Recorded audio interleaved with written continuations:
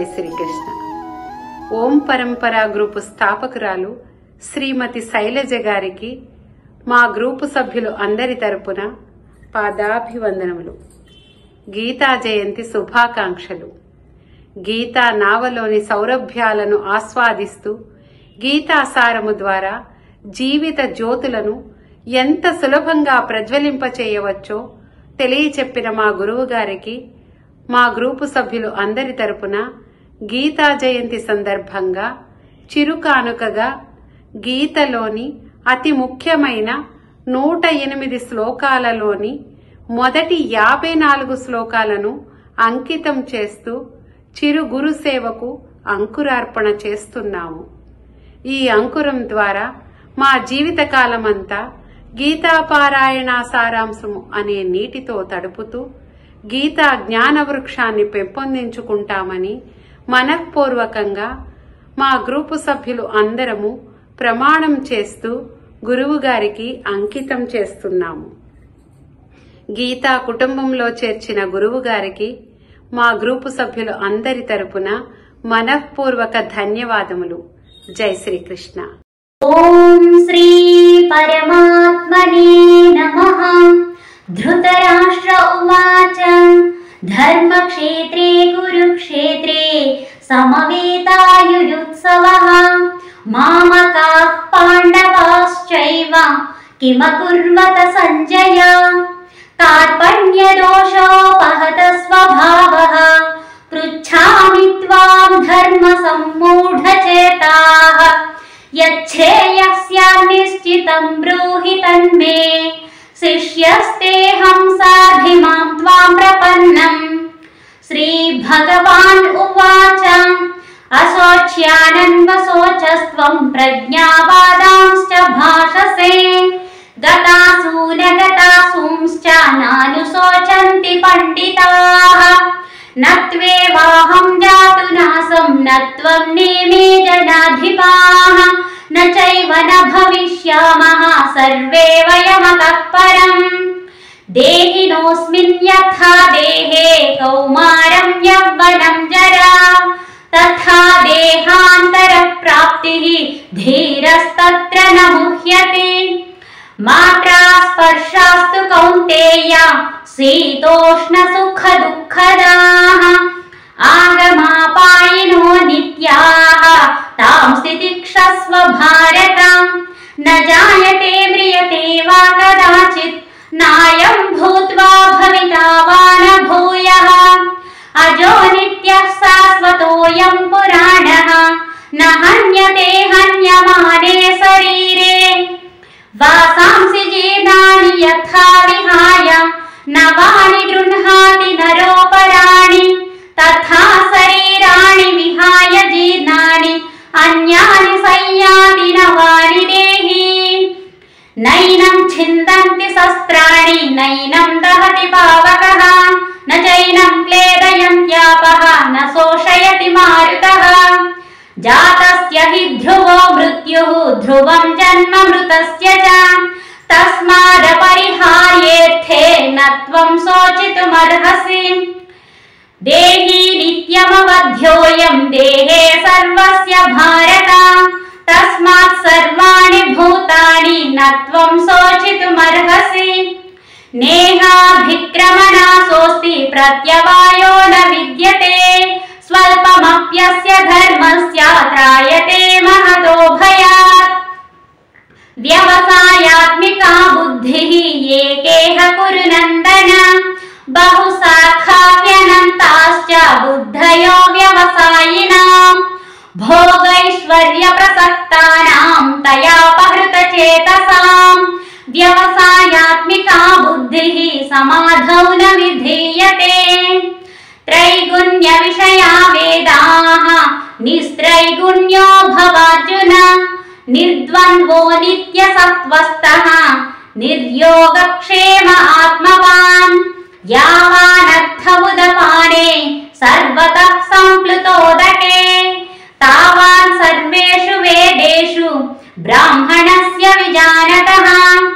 విషయా వినివర్తంతే నిరాహారస్య దేహినః रसवर्ज्यं रसोऽप्यस्य परं दृष्ट्वा निवर्तते ध्यायतो विषयान् पुंसः सङ्गस्तेषूपजायते सङ्गात् सञ्जायते कामः कामात् क्रोधोऽभिजायते क्रोधात् भवति सम्मोहः सम्मोहात् स्मृतिविभ्रमः स्मृतिभ्रंशात् बुद्धिनाशः बुद्धिनाशात् प्रणश्यति रागद्वेषवियुक्तैस्तु विषयानिन्द्रियैश्चरन् आत्मवश्यैर्विधेयात्मा प्रसादमधिगच्छति यानि सा सर्वभूतानां तस्यां जागर्ति संयमी यस्यां जाग्रति भूतानि सा निशा पश्यतो मुनेः यज्ञार्थात् कर्मणोऽन्यत्र लोकोऽयं कर्मबन्धनः तदर्थं कर्म कौन्तेय मुक्तसङ्गः समाचर अन्नाद् भवन्ति भूतानि पर्जन्यादन्न सम्भवः यज्ञाद् भवति पर्जन्यः यज्ञः कर्म समुद्भवः यद्यदाचरति श्रेष्ठः तत्तदेवेतरो जनः स यत्प्रमाणं कुरुते लोकस्तदनुवर्तते प्रकृतेः क्रियमाणानि गुणैः कर्माणि सर्वशः अहङ्कारविमूढात्मा कर्ताहमिति मन्यते काम एष क्रोध एषः रजोगुणसमुद्भवः महासनो महापाप्मा विद्येनमिह वैरिणम्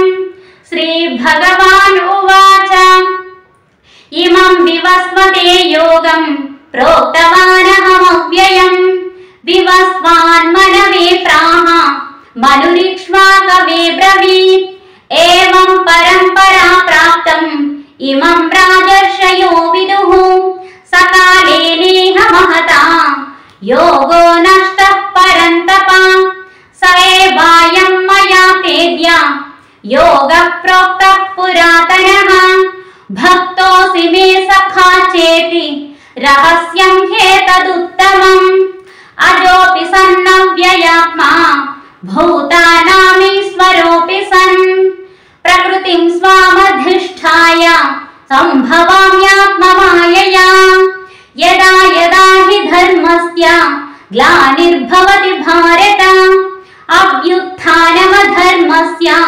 तदात्मानं सृजाम्यहम् परित्राणाय साधूनां विनाशाय च दुष्कृतां धर्म संस्थापनार्थाय सम्भवामि युगे युगे जन्म कर्म च मे दिव्यम् एवं यो वेत्ति तत्त्वतः त्यक्त्वा देहं पुनर्जन्म नैति मामेति सोऽर्जुन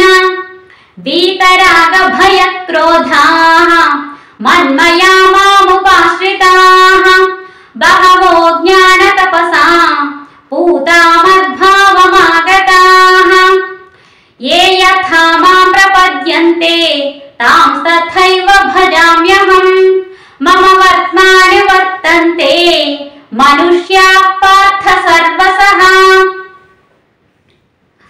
चातुर्वर्ण्यं मया सृष्टं गुणकर्म विभागशः तस्य कर्तारमपि मां विद्यकर्तारमव्ययम् तद्विद्धि प्रणिपातेन परिप्रश्नेन सेवया उपदेक्ष्यन्ति ते ज्ञानं ज्ञानिनस्तत्त्वदर्शिनः विद्या विनय संपन्ने ब्राह्मणे गविहस्तिनि सुनिचैव स्वपाके च पंडिताः समदर्शिनः ये हि संस्पर्शजा भोगाः दुःखयोनय एव ते आद्यन्तवन्तः कौन्तेय न तेषु रमते बुधः भोक्तारं यज्ञतपसां सर्वलोकमहेश्वरम् सुहृदं सर्वभूतानां ज्ञात्वा मां शान्तिमृच्छति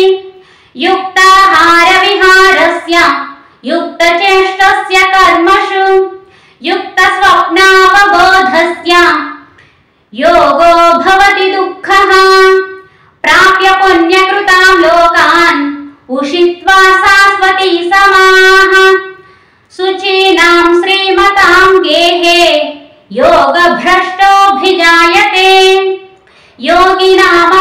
सर्वेषां मद्गतेनान्तरात्मना श्रद्धावान् भजते यो मां समे युक्ततमो मतः मनुष्याणां सहस्रेषु कश्चिद्यतति सिद्धये यततामपि सिद्धानां कश्चिन्मां वेत्ति तत्त्वतः भूमिरापो नलो वायुः खं मनो बुद्धिरेव च अहंकार इति यं मे भिन्ना प्रकृतिरष्टधा अपरेयमितस्त्वन्यां प्रकृतिं विद्धि मे परां जीवभूतां महाबाहो ययेदं धार्यते जगत् मत्तः परतरं नान्यत् किञ्चिदस्ति धनञ्जय मयि सर्वमिदं प्रोतं सूत्रे मणिगणा इव दैवी ह्येषा गुणमयी मम माया दुरत्यया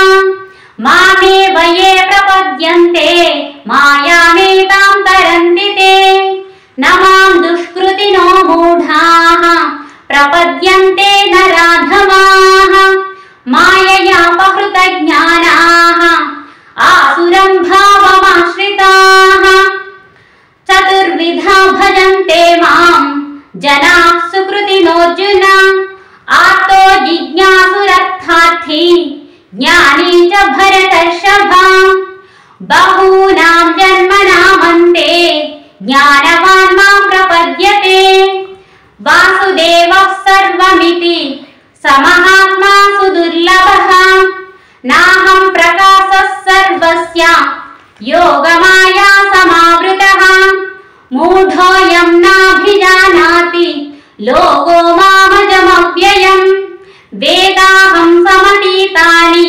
वर्तमानानि चार्जुन भविष्यानि च भूतानि मां तु वेद न कश्चन इच्छाद्वेषसमुत्थेन द्वन्द्वमोहेन भारत सर्वभूतानि सम्मोहं सर्गे यान्ति परन्तप।